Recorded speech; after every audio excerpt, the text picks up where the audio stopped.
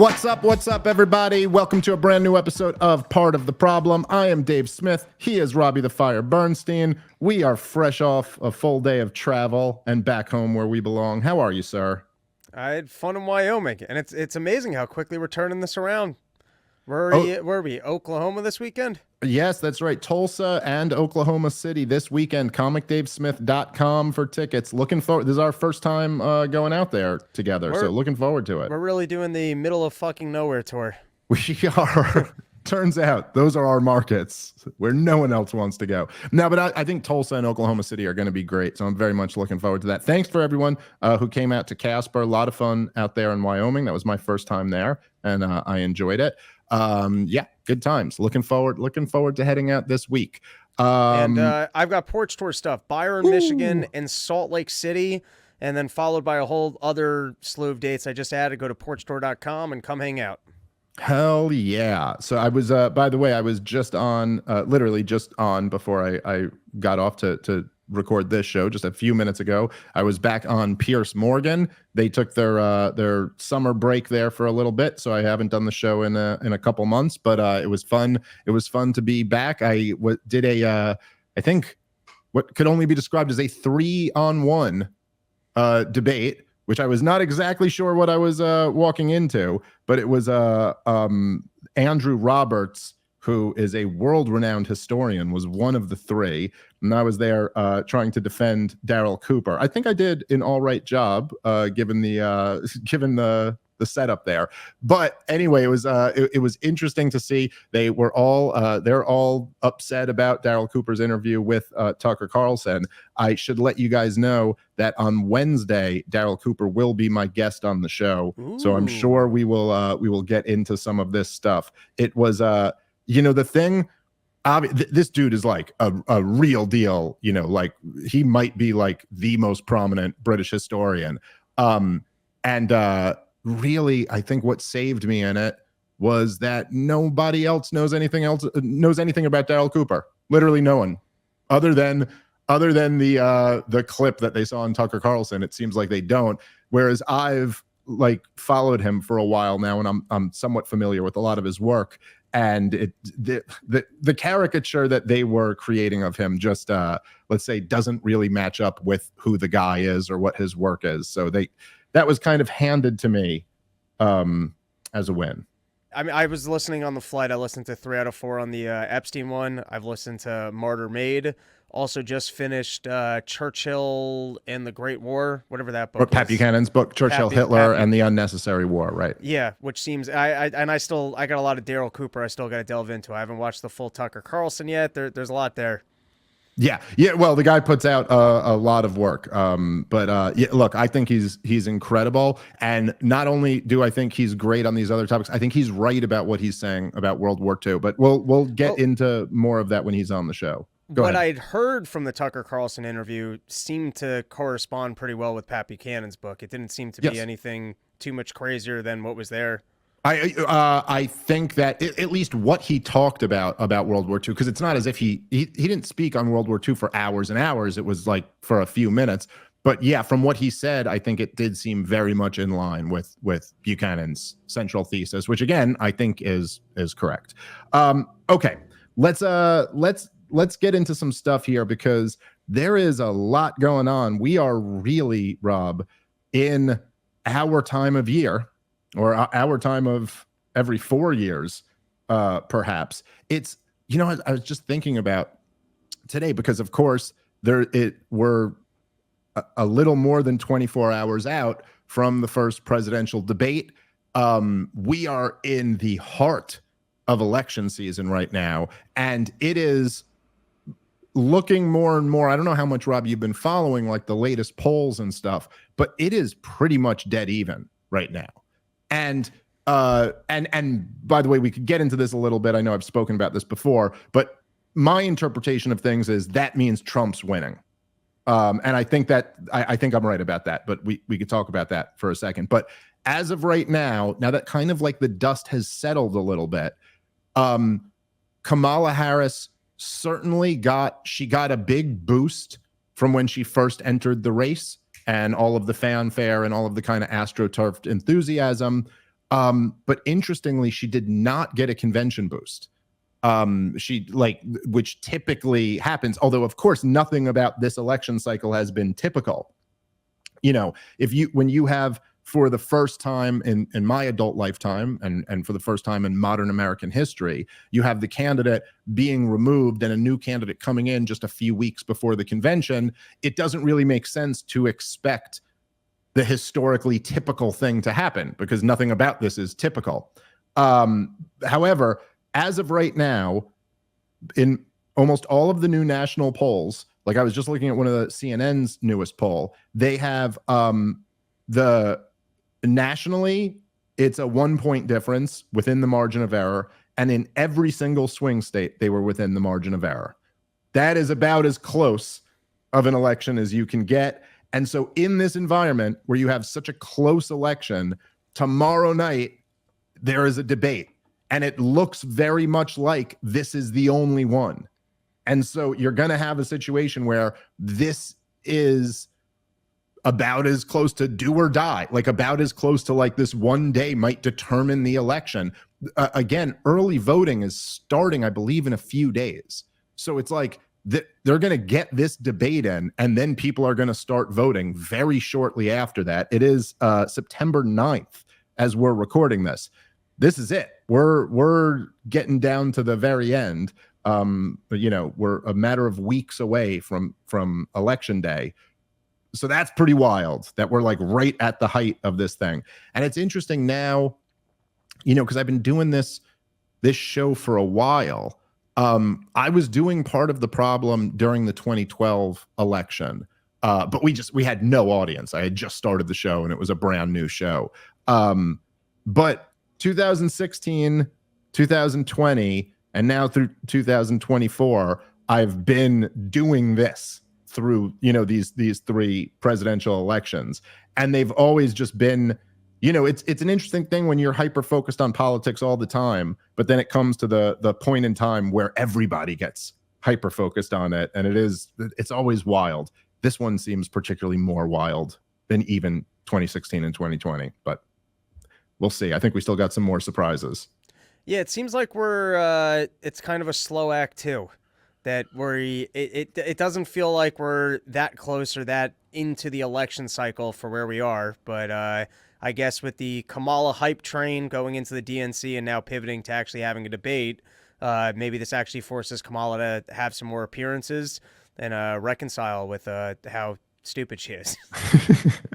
Well, it is possible. It's amazing how far she's been willing to get, how far she has gotten on the just, I'm some lady, and we'll let the media do all the rest of the work for us. It's going to be interesting. Look, I don't think, this is not, I'm not saying it isn't possible. It is possible that Donald Trump does very poorly in this debate. I think it is less likely that Donald Trump has some moments that really hurt him. Donald Trump is, first of all, he's an incredibly known commodity at this point. People know who Donald Trump is. It's, 2016 was 8 years ago. It's been a while since he was president for 4 of those years. He's been the most famous person in the world for much more than just that. And Donald Trump does have this ability, like they call him Teflon Don. He has this ability to, even when he has gaffes or moments that aren't good, he can kind of make them all they don't stick. I always said one of my favorite debate moments ever, and I just mean it was just one of the funniest things I've ever seen in a debate. I don't know if you remember, there was this one debate in 2016. This is when all the candidates were still in. And so there's 12 candidates on the debate stage. And at one point, the topic of the TCP, or the TPP, I should say, the Trans-Pacific Partnership, the TPP came up, and Donald Trump starts railing against it. And he's like, the problem with the TPP is that it doesn't address China's currency manipulation. If you don't address China's currency manipulation, then we don't have a deal. We don't have a good deal. And he goes on and on about China's currency manipulation, and that's why he's against the Trans-Pacific Partnership. And then Rand Paul, none of the moderators say anything, but Rand Paul, from all the way on the other side of stage, he just raises his hand and he goes, shouldn't somebody point out that China is not involved in the Trans-Pacific Partnership? That was just just like, hey, I just wanted to point out that, like, this is an agreement that isn't with China, and so there would be no way for this agreement to deal with China's currency manipulation. And Donald Trump, and this is Donald Trump in a nutshell, with zero shame, with zero caution, he immediately snaps back at Rand Paul, and he goes, Rand Paul, is that you? What are you at, like 1% in the polls? That's why you're way over there and I'm in the middle. And the whole crowd's like, oh. And I remember watching that and being like, oh, did Trump just win that exchange? Like, somehow he could get it so wrong, so objectively wrong, like just clearly not know what he's talking about and still kind of come out like, you know, he just doesn't do this thing where he lets the narrative be that he had a terrible moment. Even when he does, he just still doesn't let that be your takeaway from it. It's a weird kind of art of the deal skill that Donald Trump has that does, you know, again, I'm not like saying this is the way it should be, but just like going by optics, he still doesn't have this terrible moment, even when he has a terrible moment. Harris, on the other hand, has a tendency to be a little bit more awkward and try to laugh her way out of a bad moment. So I still do say, going into this, the likelihood of Harris having bad moments, I think, is a lot higher than Trump, but I could be wrong. I think it's unlikely that she can actually get through this unscathed. Yeah. Well, okay, so there's a couple of other things that are relevant to know here. This is going to be in the style of the Joe Biden versus Donald Trump debate. So this is going to be no audience and muted microphones when the other person is talking. This was, you know, I'm a little surprised about that, because I did think that, I understood going into that last debate, I think they thought this would hurt Donald Trump. You know, we've talked about this quite a bit. I think it actually really helped him. I think in hindsight, there's no question that it really helped Donald Trump that he was muted when Joe Biden was talking, because had he not been, he certainly would have tried to cut him off a few times. I don't think Donald Trump has the self-control to not attempt to, you know what I mean, to interrupt it a few points. And yet it really hurt Joe Biden that Joe Biden had all of Joe Biden's airtime. You know what I mean? Like, the best thing for Joe Biden in that debate would have been if somebody else could take up some of this time that's allotted to Joe Biden speaking. So, you know, I'm just looking at this on paper and I'm going, I think this might play in Trump's favor again, that she's got to get through her answers. We'll see. We'll see what happens. Again, all we really know going into this is that Kamala Harris has done one interview where she brought her VP with her in front of the friendliest interviewer and only spoke for a few minutes and still stumbled very badly. And so this is going to be a little bit different. This is going to be a situation where she's going to be, I mean, who knows, maybe she gets the questions ahead of time, but even if she does, they're still going to have to ask, like I'm saying, even in that interview, she didn't do good. And so it's still going to be that. And then she's going to have to deal with the fact that then Donald Trump gets to respond. And there'll be at least a lot of times where she has to respond to what he said. He might ask her questions. He might say something, and she's going to have to deal with that. This is, let's just say, if you're on the Kamala Harris campaign, you're going to be a little bit nervous going into this one, for sure. All right, guys, let's take a moment and thank our sponsor for today's show, which is Moink. I love this company. I've been promoting them for a long time. If you want to keep American family farms farming, go join the Moink movement today at moinkbox.com/POTP. Their business is simple. Moink meat comes from animals raised outdoors where a pig is free to be a pig. Their farmers are given an honest day's pay for an honest day's work, and they deliver meat straight to your doorstep at prices you can actually afford. Born, raised, and harvested right here in the United States of America. You get great grass-fed, grass-finished beef, wild-caught Alaskan salmon, a lot of great stuff here. The meat is delicious, and it's coming right from a family farm. So you don't have to have that feeling you have when you go to the supermarket and you don't know what's going on. Over 80% of the antibiotics in the U.S. are fed to animals. There are 10,000 food additives in America's food supply. Less than 2% of Americans are farmers, yet 100% of us eat meat. So you want to make sure that you're getting your meat from a family farm that you can trust, and that's where Moink comes in. Again, the site is moinkbox.com/POTP. That's moinkbox.com. Sign up today and you get a free gift in your first order. Once again, moinkbox.com/POTP. That's moinkbox.com/POTP. All right, let's get back into the show. It's going to be a spectacle. Yeah, no question about that. Okay, so so to the point I was making before, and I think I've kind of gotten into this in the past, but I do think it's important to understand that as of right now, Kamala Harris is not doing as well as Joe Biden was at this time in 2020. And that Donald Trump did substantially better than he was polling in both 2016 and 2020. So when they say this, when the polls reflect that this race is essentially a dead even, coin flip, I think that benefits Donald Trump. I think that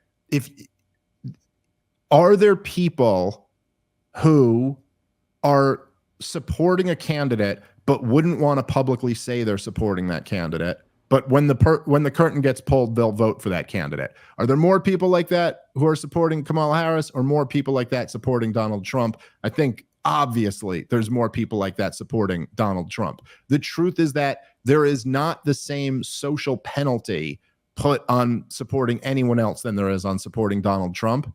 So you get more kind of like closet Trump supporters. And then the question is, are people who are kind of on the fence, when they get there, what is the factor that makes them go, I'm going to go for this guy. I don't want to go. I don't want to go for him. I want to go for her. I don't want to go for her. I want to go for him. I think Donald Trump wins in that category too. So I do just think that whatever, when you're neck and neck with Donald Trump in the polls, that tends to overall favor him. And I think that's, by the way, that's also been reflected in the betting odds, which is always worth paying attention to, the betting odds with elections. Just like anything else, when people's own money is on the line, it's just a better gauge usually. And so I do think as of right now, Donald Trump has the slightest of leads. Now, that being said, who the hell knows what else is going to happen and what type of things may happen behind the scenes. So I'm not very comfortable making a prediction right now. My long running prediction for the last few years has been that essentially the deep state has signaled that Donald Trump is not allowed to be president again. And if you had to bet money, you're usually winning when you go with the deep state. I don't know. I'm not sure if that's right or not, but that's where we are. I will say, going into this debate, I'm rooting for Trump. I want to see Kamala Harris fumble so bad that they got to figure out how to replace her. I want the world to realize just how dumb she is and what the Democratic Party has done to you by both platforming Biden when he had dementia, Kamala Harris is the DEI hire, and then pretending like she's a black lady now who's competent enough to do the job. I mean, I just can't imagine not rooting for that. I don't know how you could, I will say that I think the major, you mentioned platforming Biden when he had dementia. I think if I'm on the Trump campaign, if I'm the Trump campaign manager, the thing that I am like pulling my hair out about and grabbing Donald Trump by the ears and yelling into his face is that, listen, you somehow at this point in the race have not effectively attacked her for the lowest hanging fruit that's right there for you to attack her for. You know, look, she can kind of, like, as we talked about on the last episode, and I don't want to say the same things I've said too much, but she can kind of get away with walking away from her 2020 campaign. You know why? Because no one even remembers it. No one even remembers that she was running for president in 2020. She didn't make it to the first contest. She got 0 delegates. She can walk away from that. And then she can kind of walk away from Biden's record, because even though we all know Joe Biden's not running the government, nobody thinks she is.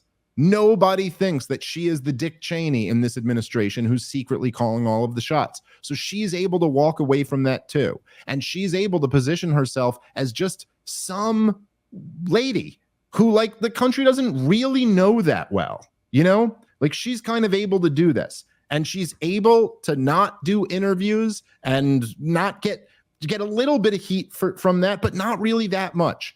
Okay. But there's one thing that she can't get away from, that she's totally implicated in, that you have to prosecute the case against her in this debate. And that is the greatest scandal in American history, is that we don't have a president. We're involved in a proxy war with the biggest nuclear power in the history of the world, and there's no president of the United States. The president was deemed by everyone too senile to run for president. Well, if you're too senile to run for president, you're damn sure too senile to be the president. Yet at the time that you're having this debate, the commander-in-chief in name only is Joe Biden. And she's totally implicated in that, because she was on record saying, not up until the debate, even after the debate, even after the last debate, Kamala Harris was saying he's sharp as a tack, and in private meetings, he's totally got it together. And you could look right at her and be like, you lied through your teeth. You're the closest guy to this guy. You know that he doesn't have it all together. What are you telling me here? He's only senile when a camera's on him? He's the WB Frog of presidents? When nobody else is around, he's dancing and singing, but then as soon as the cameras come on, he poops his pants? Come on, like, nobody believes that. And it's like, this is kind of Donald Trump's last opportunity to really hit her for that. And it's right there. There's no defense.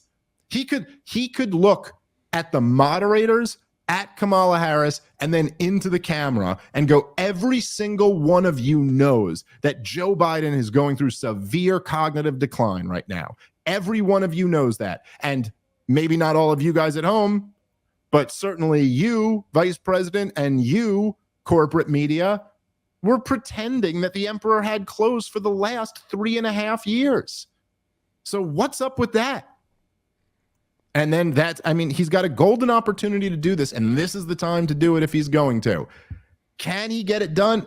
Look, Donald Trump, as I mentioned before, he's got the ability to be Teflon. He's really, really good at things, like even things that all other politicians almost wish they knew you were allowed to do what Donald Trump does. You know what I mean? Like, yeah. They'll get him where he's just like, after 9/11, there were tens of thousands of Muslims and they were screaming in the streets. And then people will be like, there's no evidence that happened. Like, there's no evidence at all. No one's claiming that happened. There's no video of this happening. You just made that up. And he goes, well, a lot of people say it happened. And then you're just kind of like, wait, are we moving on from? All right. So he's got a real ability for things like that. However, the ability to stay focused and stay disciplined and prosecute a singular case against someone, that's not Donald Trump's strong suit. So it'll be interesting to see if he can pull this off. I am certain that I am not the first one to think of this. You know what I'm saying? Like, I'm not just so smart that this popped into my brain and I figured out that this is a weakness of hers. I am certain that people around Donald Trump are telling him that this is the angle to attack her on. Can he do it? We'll see. Donald Trump is one of Donald Trump's weaknesses, he's got several, but one is that he is very easy to distract with a shiny object. You know, I mean, if he's on prosecuting this case and then you just like ding a little bell over here that's like, you're not tremendous, he's like, wrong, I am tremendous, and then he'll get into a whole thing about that. If they get into like that he really lost the election or something like that, or he's very susceptible to just getting pulled onto that. So the question is about how disciplined he can be. This is, I think, the essence of why muting the microphones ends up working in his favor, because it forces him to be a little more disciplined. And there's some topics that I don't think I've yet to hear Kamala Harris comment on the Ukraine war. I don't know what her presidential position is. I would assume that she's looking to continue the war, but I can't think of a single interview or rally where she's spoken about it.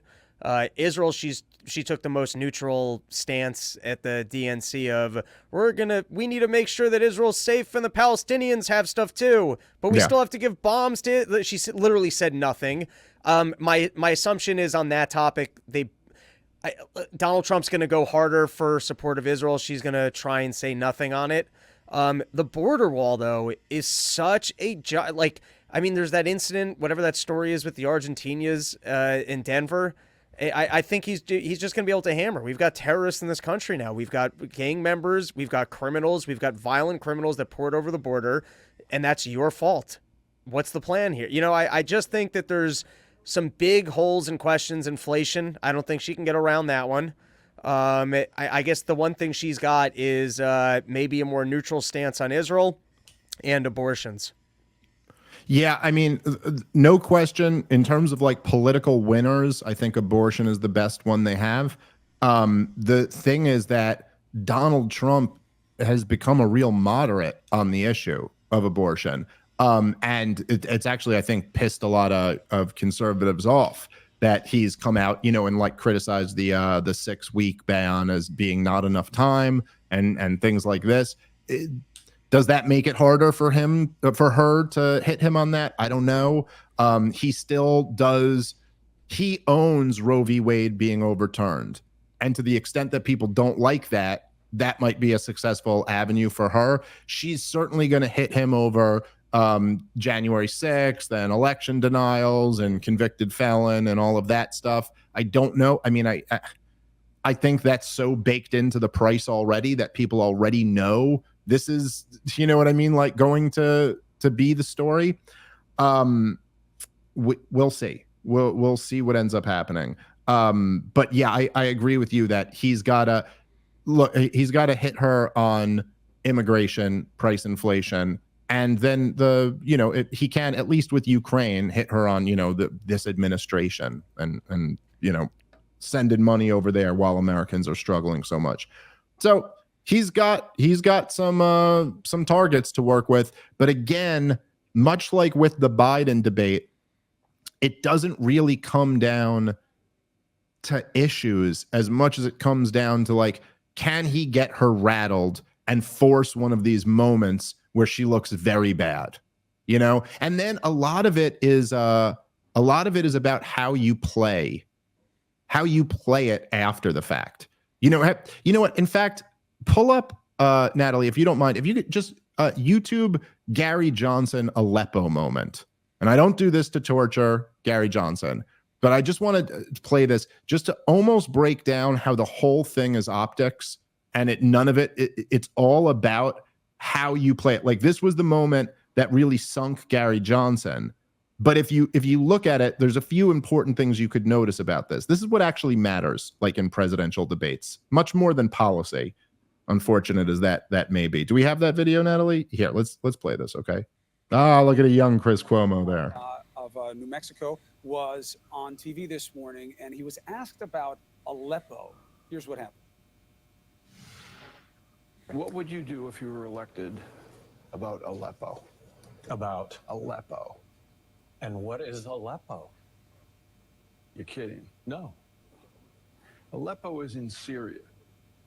It's the epicenter of the refugee crisis. Okay, got it. Okay. Well, with regard to Syria, I do think that it's a mess. How do you see this? Okay, so just to be clear here, here's what actually happened. Gary Johnson was talking about something totally different, and then they just go, what do you think about Aleppo? And he goes, I'm sorry, Aleppo? What are we talking about? And then Barnacle goes, are you serious? And he goes, I'm sorry, what is Aleppo? And then he goes, it's in Syria. It's the epicenter. And then Gary Johnson just kind of got this energy of like, oh, oops. That's all that happened. It's not like he just, again, it's not like that it was that bad. What Trump would end up doing in that situation is immediately recovering with a like, look, nobody knows more about Aleppo than I know about Aleppo. I know more about, you know what I mean?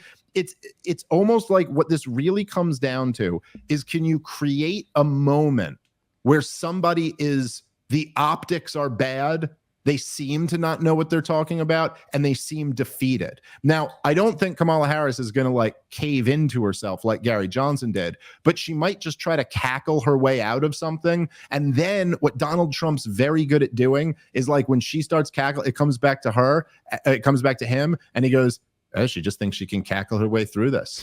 You know, that's what he did. What was his best moment? His best moment in terms of effectiveness of the debate with Joe Biden was when it came back to him and he goes, I don't know what Joe Biden just said, and I don't think he does either.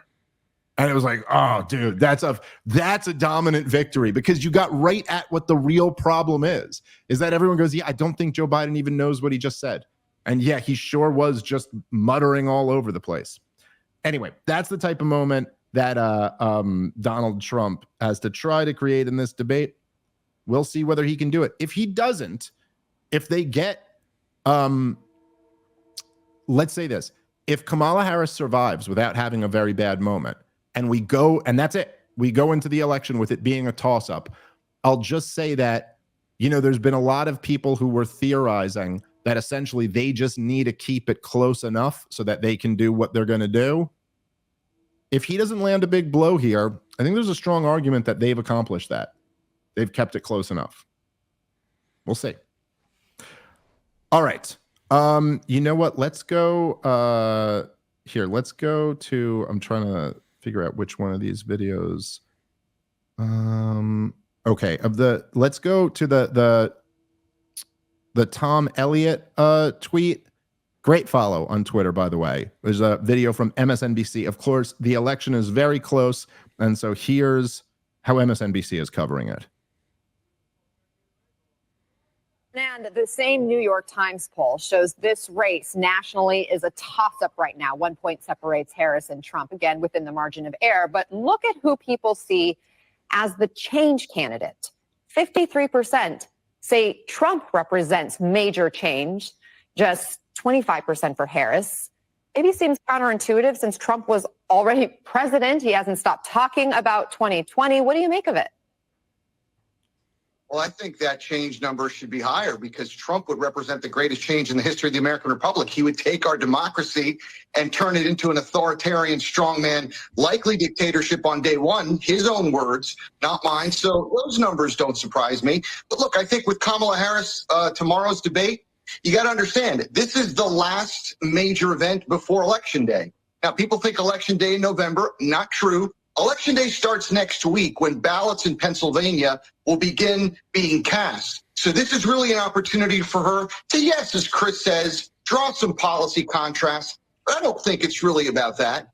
I think it's about showing that voters can trust her, that she is a credible commander-in-chief, that she is ready to assume and become president and lead our country into a stable growth. We've had tremendous economic success over these last 4 years under Harris and Biden. And if she could continue to make that case and let Trump be Trump, he will not be able to resist with the insults, with the demeaning things, and he wants to make it a mud fight. If she can rise above that, be ready for that first zinger and switch pages quickly, I think she's going to be in strong shape. All right. So, okay, maybe I should start with what I kind of agree with him on. I do think that that's right, essentially, the thing he said at the end there. If she can get him to be like insulting and shitty, and then she just kind of stays above the fray, I think that's what you'd look for If I try to switch gears now and say I'm Kamala Harris's campaign manager, that is the advice I'd be giving her. That it's like, let him insult you, and then your attitude should be like, guys, aren't we all kind of tired of this? Okay, so here's what I'm going to do, right? Like, try to pivot back to that. But look, I mean, first of all, obviously, Donald Trump is going to win the change candidate perspective because, yes, Kamala Harris was the machine's choice to be the replacement for Joe Biden. She's been an attorney general, she's been a senator, and she's been vice president. And there's not one issue that's hers. There's not one issue that you'd go like, oh, she really broke from the establishment on this issue. She is a continuation of the status quo. And Donald Trump, for whatever you think about him, is somewhat of a wild card, at least within the American political establishment. But this argument that he's making about, there's two arguments in there that are, I guess, central to the corporate media's narrative about this race. Number one is that Donald Trump will be a dictator on day one. And so he will overthrow the United States of America as a constitutional republic and make it an authoritarian dictatorship on day one. That's the first argument. And the next argument is that we've had such great economic success over the last 4 years. Both of these arguments are so dead on arrival. They're just so bad. I mean, look, the major problem with Donald Trump will turn America. If you remember, this was central to Hillary Clinton's closing argument in 2016, was that you cannot trust Donald Trump with the nuclear weapons. The stock market will crash. We will no longer be a democracy. All of these things. It is so impossible to run on that after the guy's been president for 4 years. After we've already lived through 4 years of him being president, the idea that that's the end of the United States of America. It's like when they freak out that he won't accept the results of the election if he loses. And you're like, oh, okay, so what? He wasn't able to stay in power when he didn't accept the election results when he was president of the United States of America. So what's he going to do from just being a citizen who's a convicted felon awaiting sentencing? What's he going to do? Not accept it? Oh, okay. It's like this idea that Donald Trump represents some existential threat to the union just seems to me to be so weak. I mean, the truth is that Donald Trump in his first 4 years was not a threat to power at all, let alone to the constitutional norms or something like that of the country. And I just don't see how you can successfully make this argument. And, this may play to an MSNBC audience, but I don't think Kamala Harris is actually going to have the balls to make that argument at the debate. All right, guys, let's take a moment and thank our sponsor for today's show, longtime sponsor and a great company, and that is, of course, Crowd Health. We all know health insurance is broken. Premiums are increasing, deductibles are getting larger, and claim denials are becoming more common. The headache of health insurance is exactly why Crowd Health was created. It's not health insurance. It's a better way to pay for healthcare through crowdfunding. The insurance companies don't give you the peace of mind you need, but Crowd Health does. That's why your $50 a month membership includes the tools and services you need to get the highest quality healthcare.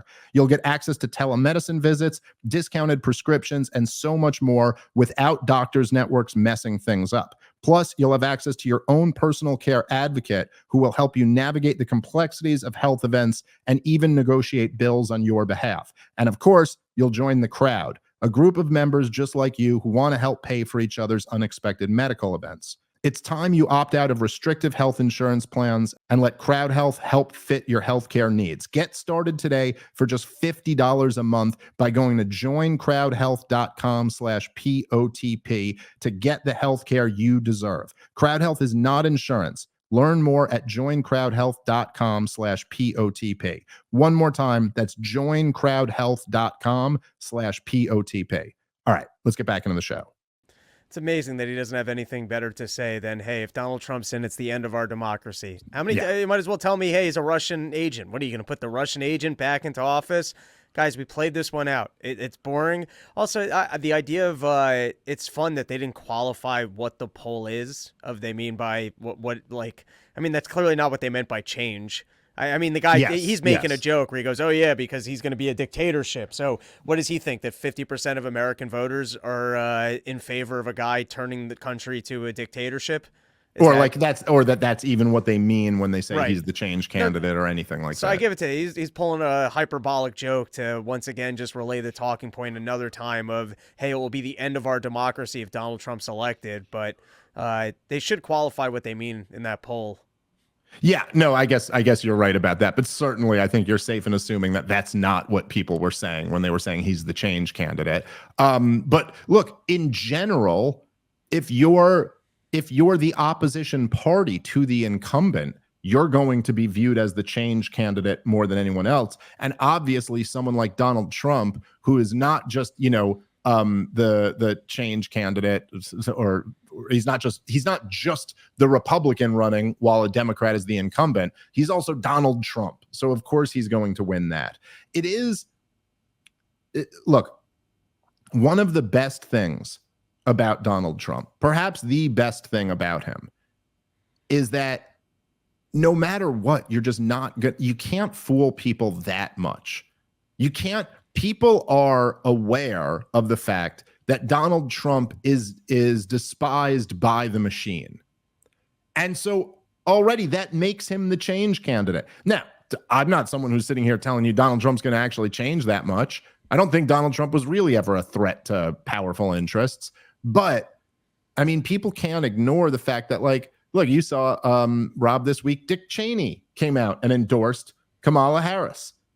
Isn't it pretty funny in a way? Like the people who she's put together now, you now have, so say like you have Bill Clinton, Al Gore, and Dick Cheney, as well as Jesse Ventura and Vladimir Putin, all coming out for Kamala Harris. Anyway, that's how popular she is. Look, across the board, unanimous support by everybody. Yeah, that's right. Everybody within that world. Yes, they all support Kamala Harris. I got to tell you, I love Dick Cheney endorsing Kamala Harris. I think that says it all right there. And it's just perfect. And again, this is the best thing about Donald Trump. And it is a thing that I understand some people, it makes people nervous, because whenever you expose a system for what it is, there's a risk of the uncertainty that comes with that.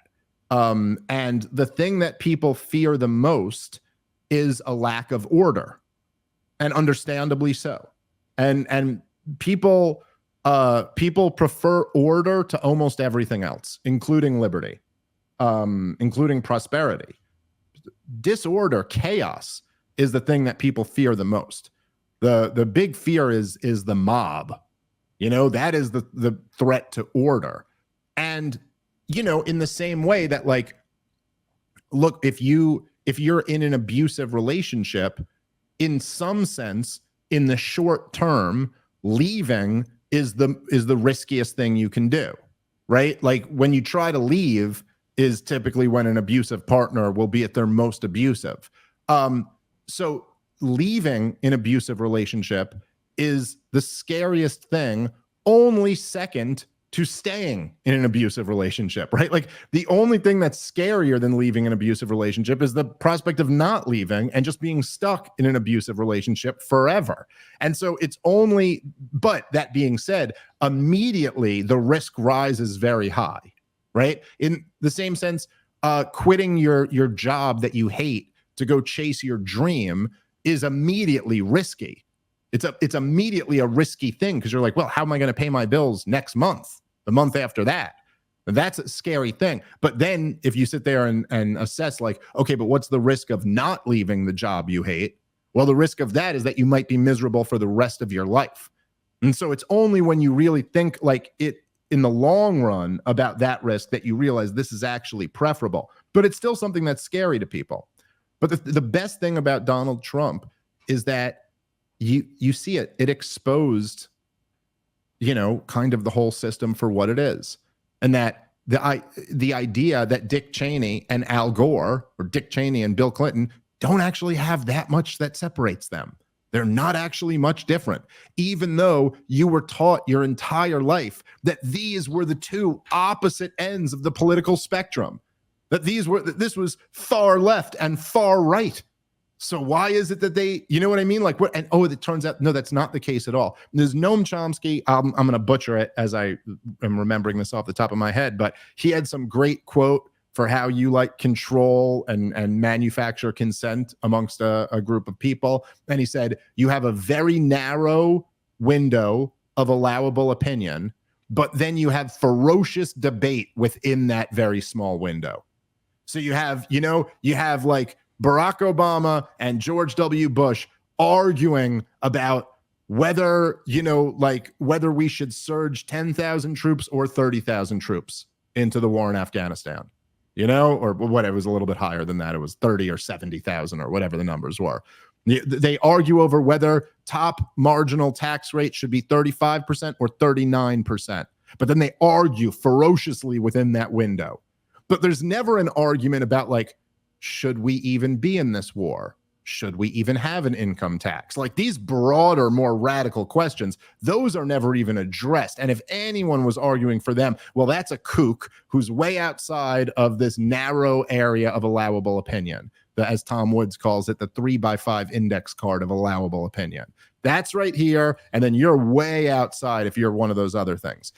And so, yeah, you could see where all of these people, Dick Cheney, Nikki Haley, Bill Clinton, Barack Obama, Joe Biden, Kamala Harris, they are all unanimous on all of the issues that matter. Every single one of them. When it comes down to any war, where were they? Is it the war in Iraq? They all supported it. Who voted for the war in Iraq? Hillary Clinton, Joe Biden, right? All those guys, they were all for the war in Iraq. And also, both of them shamed other people who were against the war in Iraq. Now, obviously, George W. Bush and Dick Cheney, they were the ones in the White House at the time. But it's not as if any of these Democrats, whether John Kerry, all of them, they all supported the war also. Where are they on the war in Ukraine? Where are they on the war in Gaza? Oh, they all have the same opinion on it. Where are they on monetary policy? Oh, they all have the same opinion on it. Where are they on the debt? Oh, they're all equally responsible for it. Like any of the issues that really matter, there is no room in between them. They are identical on these issues. And what's really crazy is that Donald Trump, because he's so out there, he gets them all to show their hand. Like it was so, and when I say he's so out there, I'm being sarcastic. I'm saying like he's not even really a threat to power on any of those issues, but he is seen as kind of a wild man who just says what he's thinking and is kind of difficult to control, even for himself. And so he triggers them enough that they are willing voluntarily to give up the illusion. That Dick Cheney is a far-right Republican, whereas Kamala Harris is a far-left, vice president, a Democratic vice president. Oh, yeah, look at that. They're actually on the same team. And this is what, if you go back, what's kind of interesting from my perspective is that for me, I talked about how I've been doing this podcast since the 2012 election. This was a thing that for years, me and people like me were shouting as loud as we could for anyone to hear that there is no difference between the establishment Democrats and the establishment Republicans, that we don't actually have a two-party system or a duopoly or whatever. We have a uniparty. There's one party, the same way China has one party. We have one party in this country. And it's very, very rare that there'll be an exception to that, where there's somebody who either runs third party or somebody who's in one of the two parties, but does actually represent something very different from what the party's establishment does. And you can count them on like two hands. the amount of people, you know, the Ron Pauls or the Dennis Kuciniches or, you know, people like that. But when it comes down to all these other ones, all the presidents of our lifetime, they were all right in the center of the uniparty. They weren't even like to the left or the right end of it. And that's what, just seeing like even on social media, the reaction to Dick Cheney supporting Kamala Harris. And of course, Dick Cheney also supported Joe Biden. So this isn't like anything crazy new. But the reaction that I just see from so many people now, and this really is a change in this country. And this is why I use the analogy of leaving an abusive partner. I understand where this freaks people out, but there's this undeniable change where like the response in general to Dick Cheney supporting Kamala Harris is, yeah, fucking obviously he's going to support her. And it's just, I can't explain, as somebody who can, you know, I can remember 25 years ago very well. And 25 years ago, the idea that Al Gore and Dick Cheney would be on the same side would have been like unfathomable for most of the American people. What do you mean these are mortal enemies? How could they be on the same side? And it's not as if they're on the same side against somebody who, like, it's not as if Donald Trump is actually running on what MSNBC claims he's running on. Like, it's not as if he's like, we're going to institute the Third Reich here in America, and we're going to overthrow elections, and we're going to just start, you know what I mean, being a monarchy or something like that. And like that, he took such a far stance that got the Democrats and Republicans to even agree that we must fight this guy. That's not what happened. Donald Trump's kind of like, we should build a wall and stop fighting all these wars. And they're like, what? Well, in that case, we must drop the pretense that we are enemies. There's someone here who might undermine our war-making ability, and our ability to maintain a de facto open border. That's what lured them out of their shadows, to admit that they're actually all on the same team. What Jesse Ventura used to admit back in the day, when his grift was saying 9/11 was an inside job rather than saying we have to elect the first black female president. I don't know how you go from one to the other, but like what he used to say, which was spot on, is that the most simple analysis is that politics is professional wrestling. And that, yes, when the cameras are on, they act like they hate each other, but so do professional wrestlers. And then when the cameras are off, they're all on the same team because it's all a show. They're getting over on you.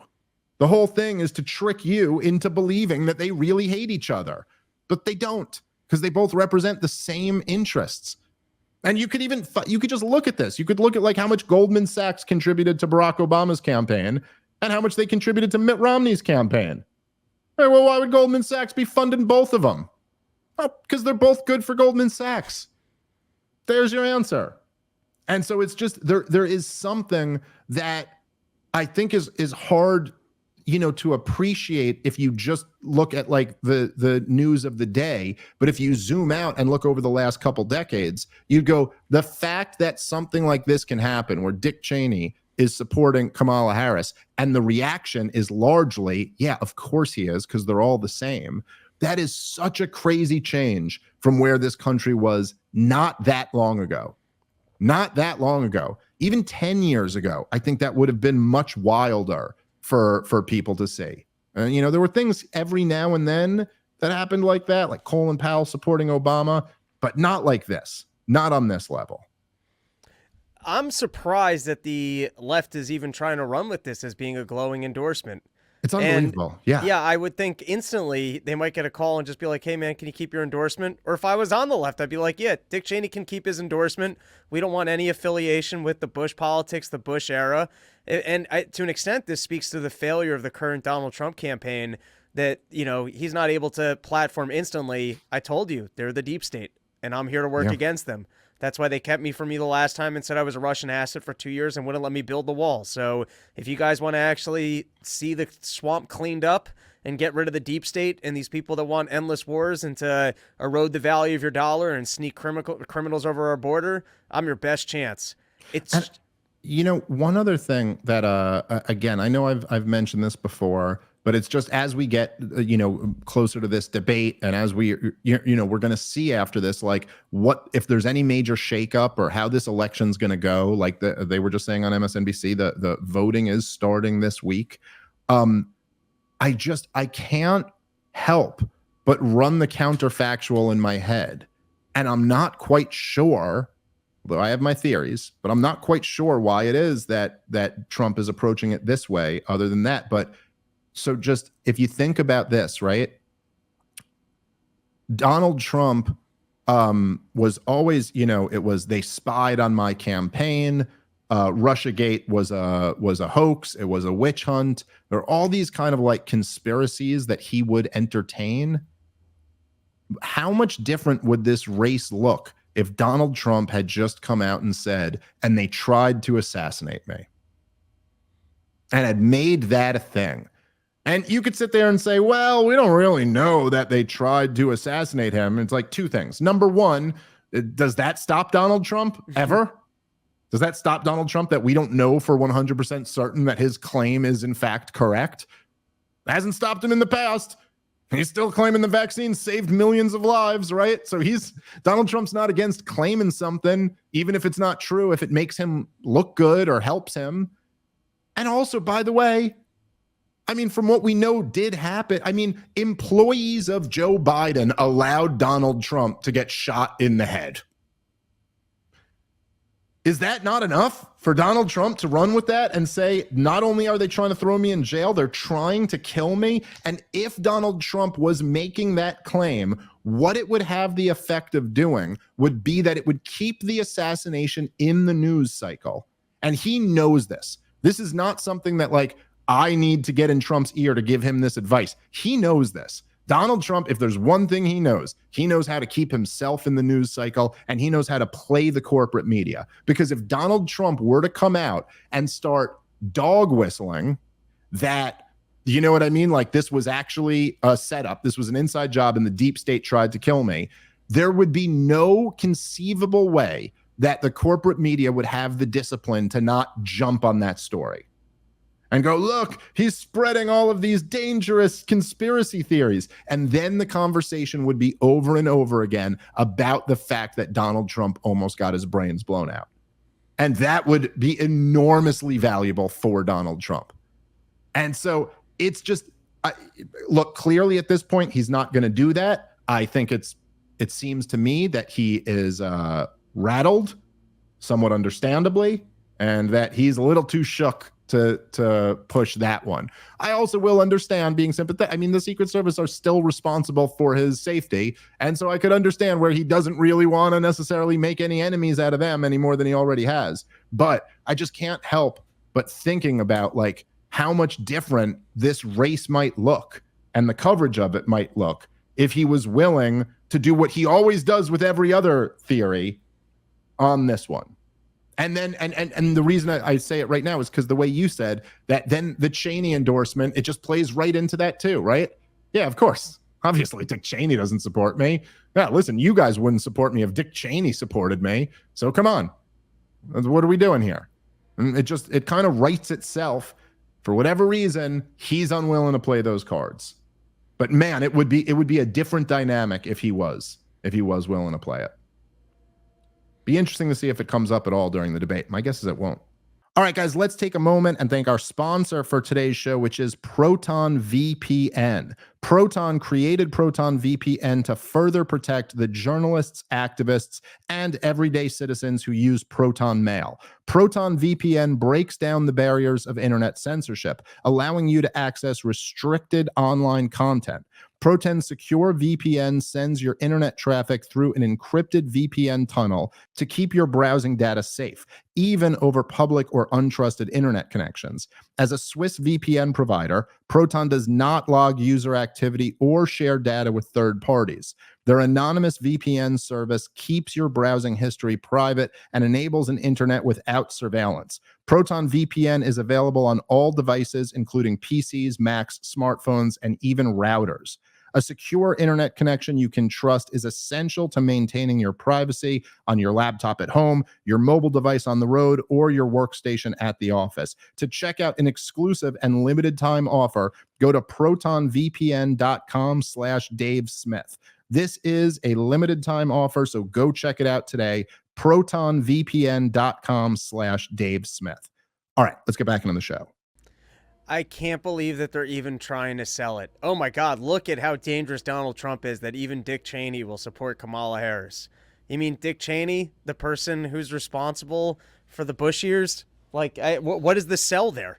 Well, the thing also is again, like I said before, it's like we lived through 4 years of Donald Trump. And by the way, you can argue that they were a transformative 4 years for the worst, and they totally made this country something it wasn't before then. However, what was it that did it? It was COVID. It was the virus that Fauci made and then lied through his teeth about, and then every single Democrat in the country was advocating that Trump do more. Their only criticism of him was that he didn't do enough locking down or enough money printing or enough vaccine. I guess the vaccine stuff came at the end. It was developed on his watch, but whatever. But the Democratic position was that there should be more mandates. So they really just don't have anything there. And then, okay, fine, because I think we didn't respond to his other point, which I guess we should do in closing, is that, I mean, I think we've already just destroyed this as much as it possibly can. But again, it does really show you something that the guy on MSNBC, he will say what? He will say like, oh my God, the economy is so great. And we've done so great on the economy over this last 4 years. But you might notice that Kamala Harris ain't saying that on the campaign trail, right? Like, if the economy really was so good, I'm pretty sure Kamala Harris would be running on that. She'd be running on how great this economy is and trying to take credit for it. She is not doing that. She's not running on Joe Biden's legacy because it's really, really bad. And every single person, I mean, every person who's not a billionaire, maybe a multimillionaire, every normal person knows that why isn't the economy good? Why are you not in a better position than you were 4 years ago? Certainly 5 years ago. 2020 was a bit of a crazy year, but it's because it's the price inflation. And again, my argument would be that Donald Trump is largely responsible for that, for all the money they printed in 2020, but it didn't happen on his watch. It happened on Biden's watch. And that's just an impossible thing to get away from. Everybody who has a car payment or goes grocery shopping or pays rent or has a new mortgage, all of them know that things have gotten much more expensive. You just can't get away from that. Look, if you make 40 grand a year, 50 grand a year, 60 grand, 70 grand a year, if you make something like that, there just is no denying that making 40 grand a year in 2019 was so much better than making 40 grand in 2024. And that's true for 100 grand, 200 grand. It's all true. You just could get a lot more for that. I mean, today, I've the raw numbers or whatever, like groceries are up 30% or something like that, with certain items being up substantially more than that. If you're getting a new mortgage, it's doubled, when you factor in the higher interest rates and the increase in real estate prices, it's doubled. That is devastating. Devastating. There are lots of people who could afford to buy a house if their monthly mortgage payments are X, who cannot afford to buy a house if their monthly mortgage payments are double X. That's the difference between having a shot at buying a home for your family or not. And so there's a reason why MSNBC guy might be saying that, but Kamala Harris ain't going to run on that, because it would bury her tomorrow if she came out on that debate stage and said, this economy is fantastic and that's what I'm running on. It would bury her. And they all know that. If you remember, Rob, we covered on the show for a while that their whole talking point was that, well, how come the American people just don't agree with us that the economy is so awesome? Remember when that was their thing? was like, oh, well, that's what the campaign's going to be for. Remember, they used to say, well, Joe Biden's done a great job on the economy, and now he just has to get out there and tell the American people that he's done a great job because he hasn't sold it to them yet. Well, what happened when he got out there? He didn't sell them on that. He sold them on him having dementia. But what's Kamala Harris, she ain't a genius, but she's smart enough to know I'm not going to attempt to sell that to people. Because there's just no way. And look, I think that does destroy the argument on itself. If the economy was so great, you can't tell me that Kamala Harris wouldn't be running on that. Of course she would. So what's the answer? What we all know to be the answer. It's not that great. Inflation destroys people, and it particularly destroys the middle class and the working poor. That's who gets hit the hardest by inflation. And it's just devastating. Again, it's the same. Listen, if your bills double, that's the same thing as your salary being halved. It works out to be the same thing for you. If everything is twice as expensive, then you got to make 80 grand to have the same standard of living that you did making 40 grand. And that's not happening. Like, that's not happening at the same time. People's wages aren't going up at the rate of other prices. That's it. It's not rocket science. That's kind of it. All right. We are gonna, I'll tell you, we got to figure out our schedule, because I think maybe the move here is to do just this is our debate, preview, and then do the post debate show. So I'll talk with the gang and we'll figure it out, but we'll be back covering what happens tomorrow. Very excited. And just plug it again, this weekend we got Oklahoma City Thursday, Friday, and Tulsa, Oklahoma on Saturday. And then next weekend I've got Salt Lake City and Byron, Michigan. And then, of course, check out the Run Your Mouth podcast. Hell yeah. ComicDaveSmith.com for all of our dates together, and PorchTour.com for all of Rob's solo dates. Also, thank you to everybody who has already subscribed over at partoftheproblem.com. We've already seen, as a result of this Tenet Media story, we talked about that a bit on the members only stream, but we could talk about that a little bit more as the week goes on, because there's more to say on it. But we are seeing a ramp up in censorship, with YouTube already nuking a few channels. This is something that I expect to pick up over the next few weeks. So listen, just as I've said before, and when you're in this space, everyone's business model has to revolve around making yourself as uncancelable as possible. The way you guys can help out with that is by going and signing up and becoming a supporting listener at partoftheproblem.com. You also get the members only episode every Thursday, and there's lots of other fun stuff that we do depending on what tier you sign up at. But if you can, please go and thank you to everyone who already has partoftheproblem.com. That's where you're going to get all the episodes when they first stream, uncensored, ad-free. The entire catalog's up there. So go check it out. That's how you can support this show. All right. Thank you guys very much. Catch you next time. Peace.